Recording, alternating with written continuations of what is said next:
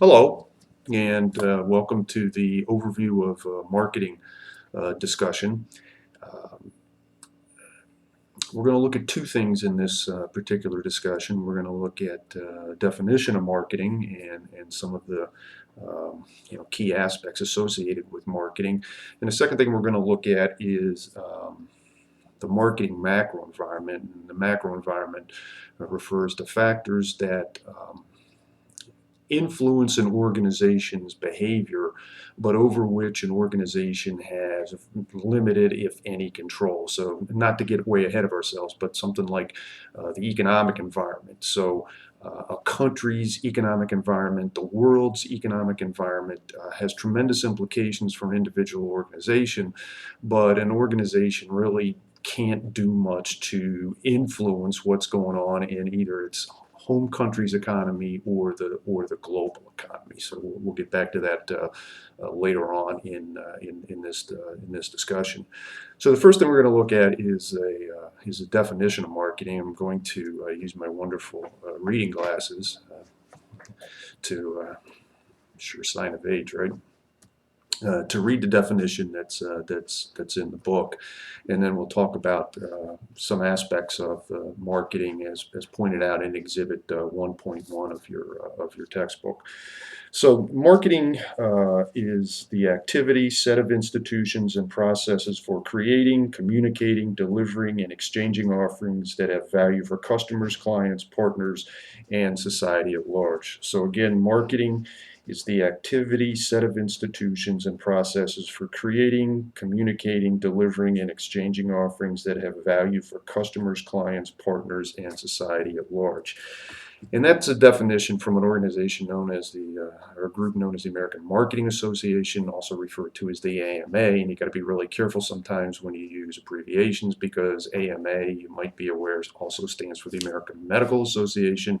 There's also the American Management Association, but there's this organization called the American Marketing Association, and it's a group of marketers throughout the world, even though the name says American, who are interested in marketing, and the organization has meetings periodically in various places. And in fact, if you're a marketing major at John Carroll, there's a student chapter of the American Marketing Association at John Carroll. So there's a lot of stuff that's going on in that particular definition of marketing, and it's a much different definition of marketing than what I learned when I took my Principles of Marketing course back in the spring of 1977. It's a long story, and it's been a long time. The definition is very different. Notice it doesn't say anything about products. That word isn't mentioned. There's all sorts of other terms that are mentioned in the definition. And as I mentioned a little earlier, Exhibit 1.1 in your text has a nice is a nice depiction of the core aspects of marketing. And what I like to do is take a little bit of time to talk about most of those core aspects of marketing and give perhaps a little insight. So one of the first things it says is that marketing helps create value, and that's very different than when I learned my principles of marketing back in spring of 1977. And value is the idea of benefits being greater than cost. And don't think of value necessarily as something that has to be inexpensive from a price perspective. It's something where consumers believe or a customer believes that an offering's benefits are greater than its cost. Example that I like to use is Chipotle. Chipotle by no means is inexpensive. I mean, it's not as expensive as a Morton's of Chicago or a Ruth's Chris Steakhouse. But let's say relative to Taco Bell or McDonald's, Chipotle tends to be a little more expensive. And yet people will stand in line. I mean, I've stood in line for 20 minutes at a Chipotle waiting to place an order. And part of the reason is because myself and other people, and probably you, because Chipotle is very popular among millennials. One of the reasons is that we perceive that even though we're paying, I don't know, $6.25 or $6.75 for a chicken burrito bowl, we're getting a lot more back from that than the $6.75 or $6.25 that we're putting out. So, for example, we get to see when we're there at Chipotle, we get to see the burrito bowl, or I get to see my burrito bowl being made, and I can, I can ask them to add more rice and more fajita stuff and more corn and more salsa and things like that. So it can be very customized. And again, I get to see the product being made. So there's a benefit there that I wouldn't necessarily have at, let's say, McDonald's or Taco Bell. All right. So marketing helps create value. Second thing is that marketing is about satisfying customer needs and wants. And one of the things to understand is that while that's very basic, customer needs and wants continue to change through time, and the needs and wants and expectations of customers tend to be greater and greater. So, for example, if we go back to Chipotle, this whole idea of customization is really, really important, particularly in the United States and other Western cultures in the year 2015. So I got to have what I want, when I want it, how I want it, et cetera, et cetera, et cetera. It's very different. From back when I was a little kid, and just to give you an example, when I was a little kid, Coca-Cola produced one product, Coke. It produced Coke in one size, 12-ounce bottles. That was it. You had no choice. You couldn't buy a Sprite. You couldn't buy a Diet Coke. You couldn't buy, caffeine-free Coke. None of that stuff. It was just Coca-Cola. And if you didn't want to buy a 12-ounce bottle, right, you were out of luck. Well, look at all the different offerings that are available now, just in terms of soft drinks that are produced by the Coca-Cola company. And part of that is reacting to customer needs and wants, which continue to increase and change through time. Third aspect of marketing is that it entails an exchange, and this class is a nice example of the exchange.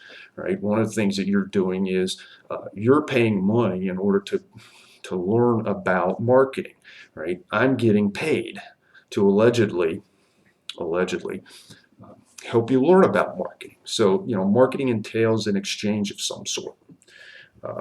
Fourth core aspect of marketing is that marketing requires product, place, price, and promotion decisions, or the so-called 4 Ps of marketing. And if you look at your syllabus, you're going to find that we're going to spend a great deal of time looking at product-related concepts, place-related concepts, price-related concepts, and promotion-related concepts. And so, we won't spend a lot of time here talking about them, but what marketers attempt to do is blend product, place, price, and promotion to address customer needs and wants, and as they continue to change.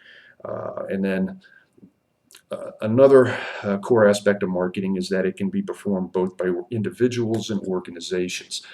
This is somewhat of a change, and I tend to take the view here that because organizations being both for-profit organizations and not-for-profit organizations, that's a relatively new, within the last 40 years, concept. And this idea that marketing can be performed by individuals is also a relatively new, not within the last 40 years, probably more like within the last 20 years. And if you want an example of that, and I don't care which political party that you belong to, but if you want an example of marketing and individuals, think about what's going to happen in the United States over the next 18 months, basically 15 months.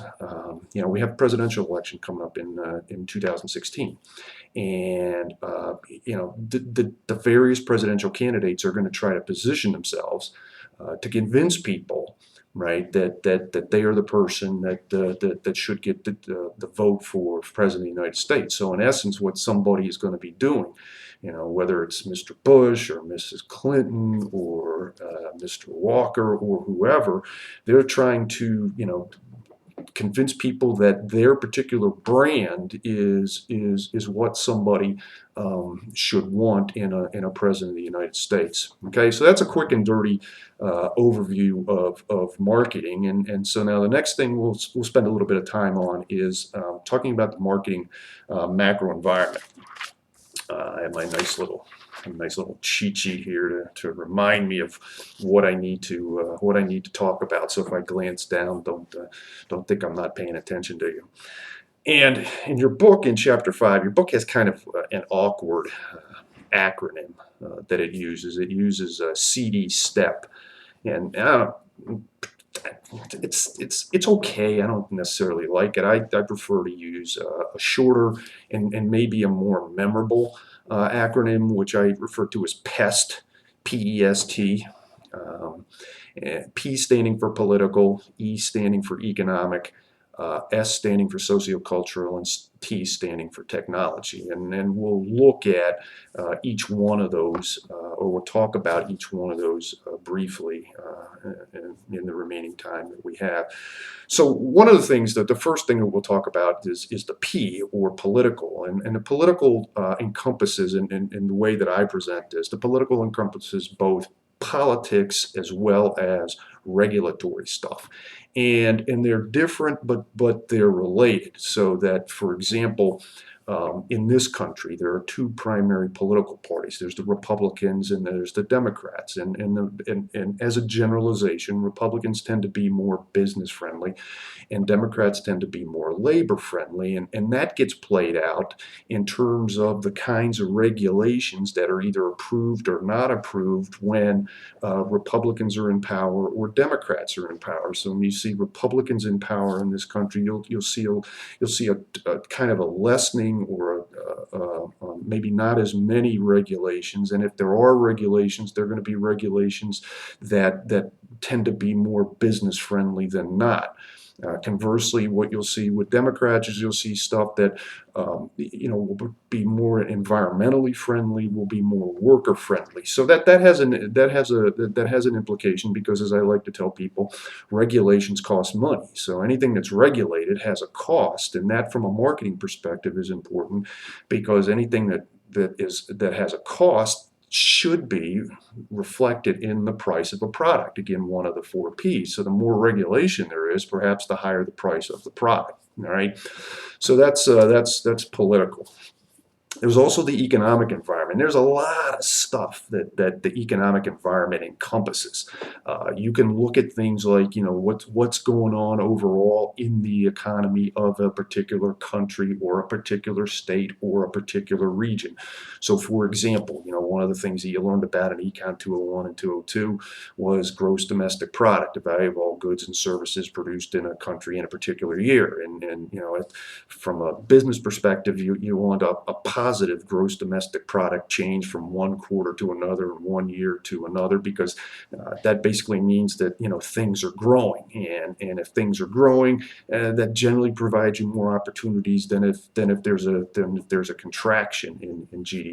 You guys were probably in your early teens, maybe late tweens, in 2007 to 2009, when we had the Great Recession, not only in the United States but across the globe, and there was a lot of marketing related implications of that. So, for example, people tended to what is called trade down. So if they bought, let's say, Green Giant green beans, maybe instead of buying Green Giant green beans, you still need to eat, you might have bought a store brand, a generic or a private label brand. And similarly, if you ate at maybe if you ate at an Applebee's type restaurant, maybe you said, nope, I can't afford Applebee's anymore.